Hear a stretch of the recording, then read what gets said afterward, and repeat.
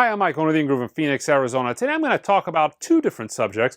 One is kind of what I go through as a store, receiving merchandise from distributors and labels, and then getting that off to consumers. And also how you as a consumer can purchase records online with the least amount of damage possible. So I'm going to give you a little bit of backstory because a lot of people don't really understand what goes on from a store's perspective. One of the questions I get asked all the time is, Mike, this record was released last Friday. It's Wednesday. How come it hasn't shipped?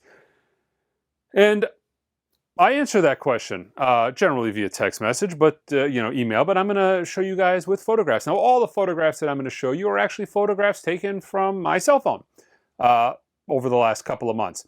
So, Mike, where is my Idris Muhammad record, for instance, that I ordered last week and a half ago? It has not shipped yet. Okay. Here is your Idris Muhammad record. I'm going to put a photograph right in here. This is a very common, extremely common issue and a very well-known issue throughout the industry. Manufacturers, labels, distributors, all the big record conglomerates do not do a fantastic job of packing your records. My records, I guess, at that point. From manufacturer to shipping, things are shipped in a way that is to where I would say about 75% of the stuff arrives to me undamaged. Why they do this, I'm not entirely sure. They send things in boxes that clearly aren't going to make the trip. I feel like it's almost like a recall. You know, an automotive company, when they do recalls, they typically, from their point of view, they think to themselves, okay, how much is this recall going to cost us versus how much is litigation from lawsuits going to cost us? If the recall costs them $10 billion and they feel only 3 or 4 people are going to die from it, they might not do the actual recall. I kind of think about that when I think about the way these manufacturers, distributors, I'm not going to single out any one particular company because it is everybody. I kind of feel like that is kind of their train of thought when they package products and ship it out to stores, distributors, to anybody. That is, how much is it going to cost us for truly high quality boxes versus how much stuff we are actually going to take in? You know what I mean? It's that same equation. Obviously, it's different. Not life or death, but we're talking about a financial decision. How much is it going to cost us to buy really high quality mailers, spend the extra time packing them versus how much stuff do we have to truly replace? So very frequently, stuff arrives to me damaged. Now, I'll do a pre-order on something and I might order 200 titles, 200 of a title, and I might pre-order maybe 50, 60, 70, 80, 90, knowing that I got not only everybody's pre-orders covered, but I got an extra 100 units that are going to come. All's fine and well until things are shipped and UPS absolutely decimates the product. It's a combination of the freight carrier, whether it is, and now this isn't just UPS, it could be FedEx, UPS, it could be freight haulers. Here's packages that I've received on pallets where the pallets have been tipped over, repackaged, clipped with a forklift, you name it, it happens all the time. So a lot of times I am constantly dealing with getting things replaced. Now, sometimes you guys don't notice it because you'll simply say, well, Mike, you're sold out of this item. You should have more of this item. Why are you sold out of it? Well, because I ordered 200, 80 got damaged, 95 people pre-ordered it, and then I sold the extra couple of copies I had out in a couple of hours. I ordered enough to carry me for a considerable amount of time until it was getting low and I could reorder it. But the freight gods saw otherwise and destroyed my packages. Now, this is just a very common occurrence in what stores have to deal with. And I actually have to hire somebody, a full-time person that makes about $20 some odd an hour, that does nothing but claims. That is contacting manufacturers, organizing returns, fighting with manufacturers, manufacturers, distributors, labels, and getting things sent back. And they do it, but it's not an easy process. It's a very time-consuming process. Hey, send us this. Okay, those photos aren't good enough. Send this. I need you to do it this way. Okay, send it back to us. We got to get, it's a process. It's a full-time job at this point for one person. So not only do I have to deal with, what is it, $45,000 a year to hire somebody to do it, but I have to deal with the lost revenue, upset customers, you guys who are like, hey, why aren't you shipping my package? I ordered it from you. Why aren't you shipping it, Mike? It must be because, now, granted, if you've been doing this long enough, you'll notice that this is common everywhere. This is not exclusive to Mike at the In-Groove. This is a common issue. Everybody that deals with receiving products. I know people that have record stores, online companies. We all go through the exact same thing, and we all have the same issues. And if you've been buying records long enough, you're going to kind of experience these things. But sometimes customers aren't as understanding because they don't, they're new. They don't understand what's going on. So not only do I have to pay for an employee to handle the damages, I have to deal with the customer service employees, have to nonstop answer questions. Hey, what's going on? What happened here? You've got to explain it. Most of you guys are very like, hey man, I get it. Some guys don't get it. They'll cancel or order, never order again, thinking that this was a unique situation to where we screwed them or dropped the ball and just forgot about them. And that's not the case. But almost never. Every now and then we screw up. I won't say we're perfect, but an email, it takes care of it immediately. Phone call, that kind of thing. But yeah. So this is a very common issue. Now, we do not ship out anything damaged. I am not going to send you records that look like insert photo here. So I'm not going to send that to you. So, because, yeah, maybe you'll take it. Maybe 70% of you will just say, no big deal, whatever, I'll deal with that. But I can't willingly send that to somebody because I would hate it myself. And I come online and I complain about it all the time when I receive stuff like that. I would never willingly do that. So I'd rather just cancel a sale because I'd rather make somebody mad if that's the case rather than send you guys damaged material. So I have to weed out all of that immediately. Then I pay an exorbitant amount of money on packaging, materials, heavy cardboard, expensive cardboard, pack. We pack things in a way that takes time. It's time consuming and I pay people to do that. So that's how I ship things out in order to minimize damage as much as possible. I'm not saying things don't ever arrive to customers damaged. Sometimes it happens. If a postal worker or UPS, FedEx, freight company is playing, football with your package, they're, dropping it off the back of the truck, whacking into it with a forklift, things are going to happen. It happens, no matter what you pack it in. I could pack it in 7-layer box, just box in a box in a box, like a rushing nesting doll, and stuff could still happen. But so we pack things as best as possible to minimize the damage. But let me give you guys some, I want to lay that as the backstory on what we deal with and kind of some of the behind the scenes things. But I want to give you guys some ideas on what you can do to minimize damage and some of the things I do. The first thing you can do is if you're buying stuff on eBay, Discogs, anywhere online, and you're not familiar with that company, ask them what they use to ship. If they're confrontational with you on it, or they're reluctant to answer the question, they're not very proud. Like if you say, hey, Mike, what are you shipping in? I show you check this out, boom, look at this box in a box with the 2-inch padding or the 4-inch flange. I'm proud of it. I talk about it. I come online and talk about it. I'll talk about it in an email. I'm proud of the way we ship records.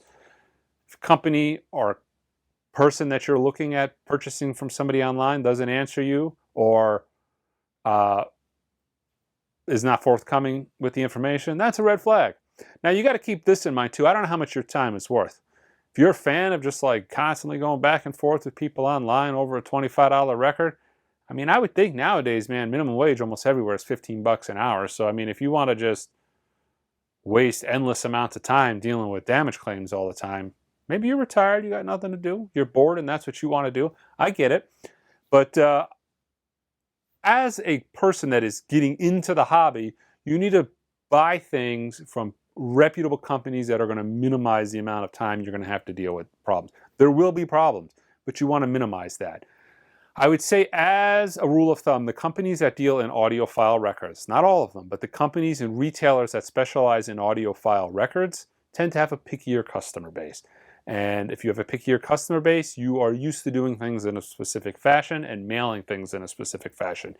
The person that buys an audiophile classical record, jazz record, a high dollar UHQR one step, that is a different type of customer with a different type of expectations than somebody who is buying the latest Rihanna album, Tupac album, punk record, different customer altogether. So as a rule of thumb, I would say stick with the companies that specialize in more desirable collectible records and or companies that deal with audiophile titles. Ask them what they used to ship in. Okay. Anybody that ships in this white mailer of death over here, do not buy records from these people unless absolutely it's a must. Some things were a must. The Rhino Hi-Fi series, I ordered 4 copies on 3 separate occasions of the cars. They arrived damaged. All of them arrived damaged, but there was no other option. If you were purchasing that record in the United States, you were going to be receiving it in the white mailer of death, and you probably had corner dings. I would imagine out of 5,000 copies, most of them arrived with corner dings. If you are buying something from a website exclusive from an artist, sometimes you have no choice. Now, I got a tip for that. I recently purchased a Lana Del Rey exclusive record, her latest album with the explicit cover. They arrived damaged.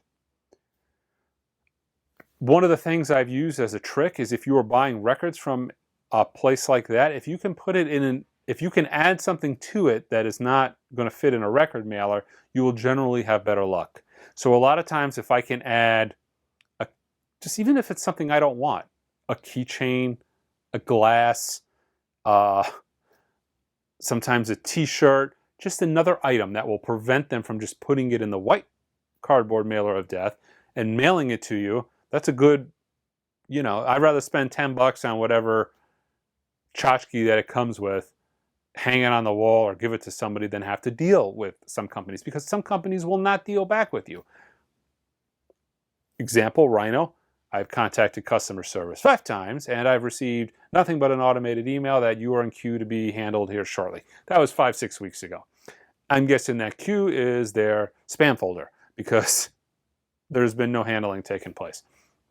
So sometimes it's just smarter to buy, if possible, some odd and ends type of title, item to get your record shipped in a different fashion.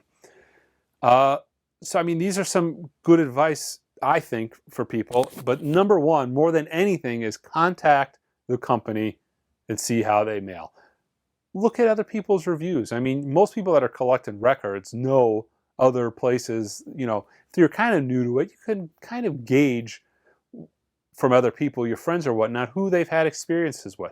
I've bought records that have literally come in pizza boxes, with grease stains on them still.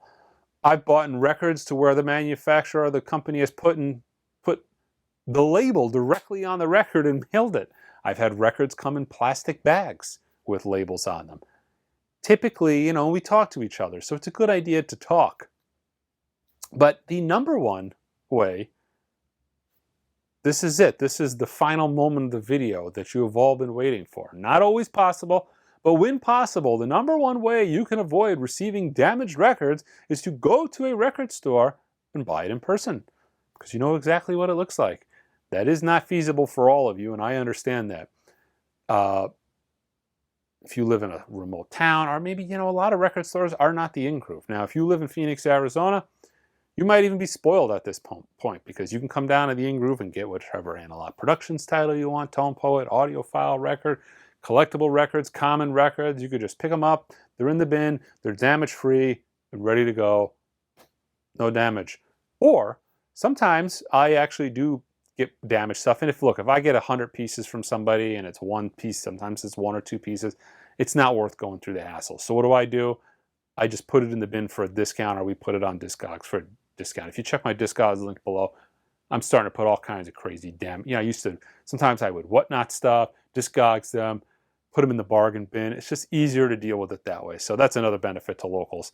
But it's unfortunate that the industry is this way. Hopefully it changes. But most audiophile companies in general, companies that specialize in audiophile records, do not have this problem like the more common direct to consumers, online, Walmart's, Targets, Amazons, those types of folks, or labels directly. So as a whole, I can generally recommend, if it's not from me, I can recommend the audiophile-based companies as generally doing a much better job. I'm curious of what your guys' experiences are. Where do you have, besides me, of course, you can include me, but where do you guys have good luck buying from? And, I'd be curious if you guys got any tips or tricks. Maybe something that I haven't thought of. This way I can order something direct that I have no other option and receive it damage-free. I'm always looking for good advice. I've always got my ear to the pavement, trying to figure out what I can do to prevent damage of my... Because just like you guys, not only do I have a record store and I make a living doing this, but I'm a collector. I've got rooms and walls of records, and not all of those come through my store. It's always best when they do because I can weed out damages. Sometimes you have to get them elsewhere, and I'm always curious of ways to weed out damages. So give me some comments and suggestions down below, guys. All right, check us out online at theingroove.com. Until next time.